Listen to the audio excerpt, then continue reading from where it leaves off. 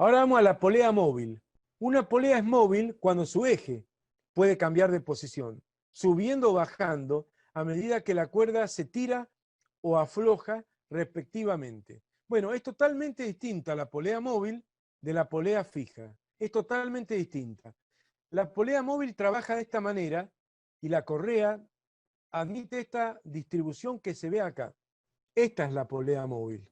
Bueno, acá yo dibujé lo que supongo yo que será una suerte de eje, o perdón, no de eje, sino de corredera, una especie de riel o corredera para que el movimiento sea más o menos ordenado. Pero esta polea móvil no va a moverse como la otra roldana. Esta sí es una roldana. La polea móvil, siempre que es esta, siempre trabaja en tándem o asociación con una polea fija. La móvil siempre se estila, al final agregarle una poleita fija, otra vez como vimos recién, roldana, solidaria a su eje, a un soporte, solidario a su vez al techo, fenómeno. Eso siempre ocurre para comodidad y para hacer las fuerzas para abajo en lugar de tener que hacerlas para arriba, las fuerzas que yo voy a tener que hacer antes llamada potencia y ahora llamada simplemente F.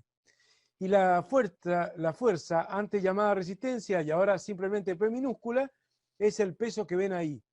En la polea móvil, el peso se cuelga en el eje de la polea móvil. Ahí está, colgadito con una cuerdita, si querés, se cuelga del eje. Y la correa nace acá, está bulonada, fijada acá, pegada a, a este techo. Y ahí empieza la correa, como dijimos antes, de goma, de caucho, caucho y tela, dije goma recién, caucho, quise decir, caucho y tela como los neumáticos. Viene así, viene así, viene así, viene así, ¿cierto? Y hace todo, bueno, y hace todo esto la correa. Y yo termino aplicando la fuerza en este extremo de la correa o cuerda, o soga, lo que sea. Entonces, ¿qué ocurre con esta polea móvil? Que para equilibrar esta polea móvil, en lugar de hacer sumatoria de momentos respecto del punto, de este punto, que sería el eje de la polea móvil, el cual está suelto, literalmente suelto, acá hay una especie de eje para que tenga una cierta movimiento ordenado.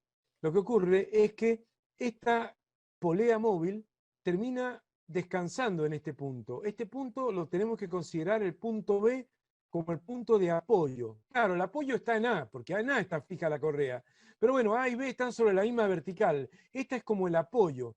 Entonces, vos imaginate que si tu peso es 100 kilogramos fuerza, por ejemplo, y vos lo colgás en equilibrio en este eje, ¿qué significa? Que para equilibrarte te van a tener que estar, esta cuerda se va a tensar y va a tener que haber la mitad y la mitad, o sea, estas dos fuerzas tendrían que ser iguales e iguales a la mitad del peso, a la mitad del peso. Si el peso es 100, 50 y 50 estaría en equilibrio. Uno lo puede razonar bien. O sea que si el peso pesa 100, 50 se lo aguanta el techo de una, directo. Van al techo directo. O sea que vos estás transfiriendo parte del peso del balde de mezcla, que no se utiliza para los baldes de mezcla, pero lo estás transfiriendo al techo de una, que se aguante el techo y ya está. Yo tendría que hacer los otros 50 para arriba. Pongámosle Newton. Bueno, 50 Newton, 50 Newton, 100 Newton. Yo tendría que hacer la mitad. Se puede razonar también como una palanca de segunda especie o género, palanca de segunda especie que está escrito en garilla. Si lo razono como una engarilla, este es como la ruedita de la engarilla que toca el suelo, el apoyo. Sería ese punto B, el apoyo. El apoyo real es A, pero bueno, B es como que está sobre la misma vertical. El apoyo. Por un lado está este peso del cuerpo que tiende a que la polea no gire sobre su eje, sino tiende a que la polea ruede para abajo, pasando luego a estar así. No sé si me explico. Y luego así, y luego así. Por supuesto, mientras tanto va girando, va girando. Esta polea no va a girar así, sobre su eje, como gira la otra, la roldana. No, no, no. Esta cuando gire, cuando se mueva, va a girar así. Acá hay una pared vertical, que no es la pared, sino es la cuerda, ¿o no? Cuando esto, por acción del peso, tiende a hacer esto, la polea, a girar así, ¿o no? Y si yo hago mucha fuerza F, tiende a girar para el otro lado. O sea que en torno de ese punto gira. No sé si me explico, pero de esta manera. Ese es el giro que tiene la polea móvil. Entonces, volviendo acá, sumatorio de momento respecto de B igual 0. Esto es como si fuera una engarilla. Y acá está la carga de la engarilla. Este es el peso que lo coloco ahí cerca del apoyo, o en todo caso a la mitad de la distancia. Y la fuerza potente que en una engarilla uno la hace para arriba, bueno, acá es la fuerza que yo tengo que hacer para arriba. Para no hacerla para arriba le pongo la polea fija en tándem y la termino haciendo para abajo. Pero la polea fija no me ahorra nada de fuerza, nada más que me facilita. En lugar de tener que hacer la fuerza para arriba, me hace que la fuerza la haga para abajo, pero nada más, me facilita la aplicación. Por eso siempre se pone una polea fija al final, después de la polea móvil. Y la polea móvil, como hemos visto, rueda de esa manera que le he relatado recién. Entonces, acá vos tenés que la fuerza exterior F multiplicada, o potencia, que es esta, multiplicada por la distancia que es el diámetro de minúscula, refleja el diámetro de esta polea, porque sería la distancia al punto B, que es el punto de apoyo. Eso cuesta, porque uno dice, pero ¿cómo B apoyo si no está, pero está apoyada en A? Que es lo mismo que decir para el término de momento que está apoyada en B, porque con cierta fuerza la deslizada por su recta de acción, el momento con respecto a A o con respecto a B es lo mismo, es F por D. Entonces, F por D es el momento potente. Y eso tiene que compensar al momento resistente, dado por el peso P, que al colocarse o colgarse del eje de la polea móvil, lo hace a una distancia igual al radio y no el diámetro. Ese D es el diámetro y el KR es el radio. Obviamente que el diámetro es el doble del radio. Entonces en el paso siguiente reemplacé el diámetro por 2 veces el radio y quedó F por 2 por R igual a P por el radio. Se va el radio con el radio, mando el 2 dividiendo. ¿Y qué es lo bonito de esta polea? Que la fuerza que yo tengo que hacer es la mitad del peso. ¿Por qué? Porque yo con este sencillo e ingenioso dispositivo le descargo la mitad del peso de una al techo, directamente. Tomá vos, se la paso al techo. Y yo hago la otra mitad. Por eso la mitad del peso es la fuerza que tengo que hacer si quiero mantener en equilibrio esta polea móvil. Con los segmentos de cuerda verticales los dos. La fuerza que dibujó para arriba en el punto B vendría siendo la reacción de la pared que le hace a la cuerda, ¿no? Supongamos que acá hago el diagrama de cuerpo libre de la cuerda. Ahí está la cuerda. Bueno, la polea tira a la cuerda con una fuerza, que la voy a poner acá en negro, ahí. Esa fuerza, pongámosle F', para diferenciarla de la F de acá. Esa fuerza es la fuerza que la polea aplica a la cuerda, tirándola para abajo y se quiere venir para abajo. La cuerda reacciona sobre la polea con la fuerza que dibujé recién en rojo. La fuerza que dibujé recién en rojo acá, vertical y para arriba, igual a F en módulo, llamémosle, por ejemplo, F segunda, para diferenciarla de la F' y de la F, es una fuerza que es igual a F, pero sería la reacción de la cuerda sobre la polea. Entonces en el diagrama de cuerpo libre de la polea están estas tres rojas que se ven acá. A esas tres que se ven acá. El peso colgado, bueno, el peso que está colgado acá, ese peso se desliza acá, y esas dos fuerzas son las que actúan sobre la polea. O sea, esta F segunda la aplica la cuerda sobre la polea, porque la cuerda te es inextensible, se resiste a ser estirada. Ahora también se puede razonar de que esa fuerza que la polea le está aplicando a la cuerda, F', la cuerda se la termina aplicando al techo. Aparecería en el diagrama de cuerpo libre del techo, y entonces aparecería acá en el diagrama de cuerpo libre del techo, no lo quiero hacer ahí que se encime con todo, pero aparecería una F tercera, si sigo poniendo subíndice. Son todas iguales, pero son distintas fuerzas, ¿o no? Esta sería la fuerza que la cuerda le aplicaría al techo, y el techo reacciona sobre la cuerda. Bueno, es lo mismo que vimos antes. O sea, hay pares de acción-reacción por todos lados. F cuarta, son todas iguales, pero en módulo, pero son distintas fuerzas, ¿o no? Así que la que dibujé acá es la reacción de la cuerda sobre la polea. Esa es la pregunta. La fuerza que dibujé acá, F segunda, ahora le he llamado, igual a F en módulo, es la reacción de la cuerda sobre la polea. Claro, yo había dicho la reacción de la pared sobre la cuerda. Sí, no, es de la cuerda sobre la polea. Pero claro, en definitiva es la pared la que termina reaccionando porque permite que esa F segunda aparezca. O sea, la pared reacciona a esta fuerza de acción F3 con una fuerza F4 es la fuerza con la cual la pared le reacciona a la cuerda, y esa fuerza se va transmitiendo por la cuerda y termina aplicada y termina siendo la F segunda, aplicándole la cuerda a la polea. Pero bueno, así es el tema. Siempre son dos cuerpos que entran en contacto entre sí. Pero sí, en definitiva provienen de la reacción del techo. O sea, si el punto A se soltara y se va todo en banda, ¿o no? La cuerda no va a poder reaccionar con esta F segunda. No va a poder reaccionar. Lo bueno de esto es, como estamos diciendo, es que la fuerza puede caer a la mitad del peso.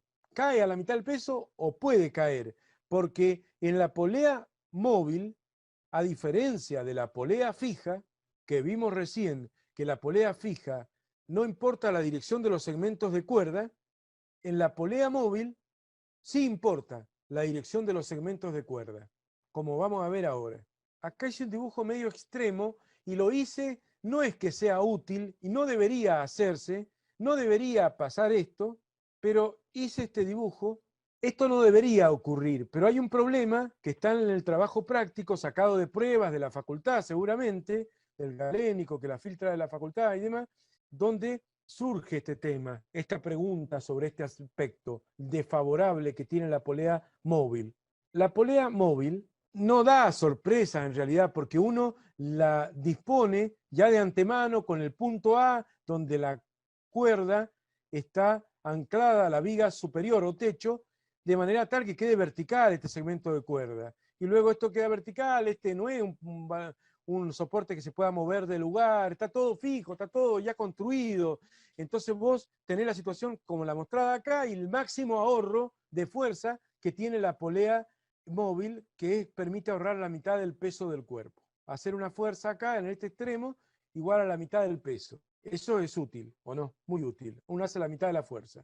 Pero si la disposición fuese otra, como esta mostrada acá, porque ya lo construí así, tuve la mala idea de construirlo así, y agarré y anclé la cuerda esta al techo así, con la geometría esta que se muestra acá y con la polea como se muestra ahí, podría llegar a perder toda la ganancia si estuvieran a 120 grados. Fíjense que acá hice un diagrama de cuerpo libre de la polea, digamos, y tengo esta tensión, que esta fuerza, vieron que recién eran dos verticales, bueno, las tres verticales, iban dos para arriba, las dos tensiones de las cuerdas, y el peso estaba colgado en el eje y era el doble. Esa era la distribución es la distribución más útil de la polea móvil, geométrica, la disposición geométrica más útil de la polea móvil.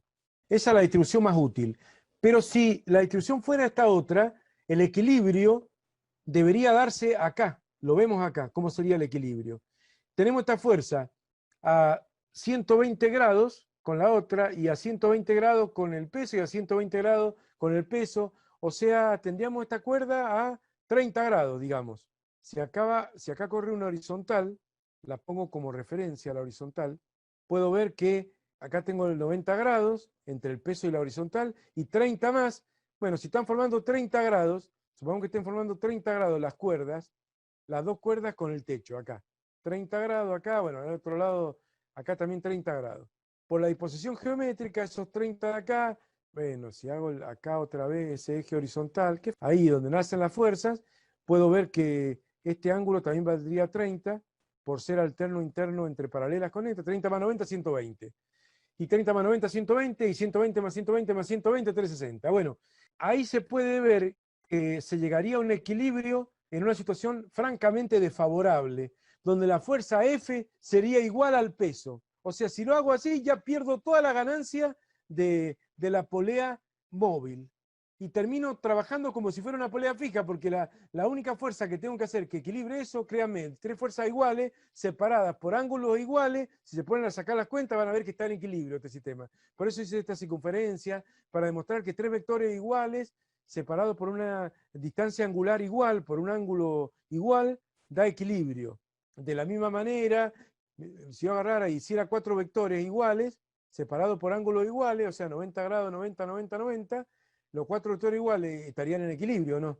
Porque los dos horizontales se cancelarían, los dos verticales se cancelarían. Siempre que hay n vectores sumándose vectorialmente y son todos iguales y separados por ángulos iguales, va a dar un sistema en equilibrio. Cuatro vectores iguales, así como si fueran puntos cardinales, está en equilibrio, y 3 iguales, separados por ángulos iguales de 120 cada uno, también está en equilibrio.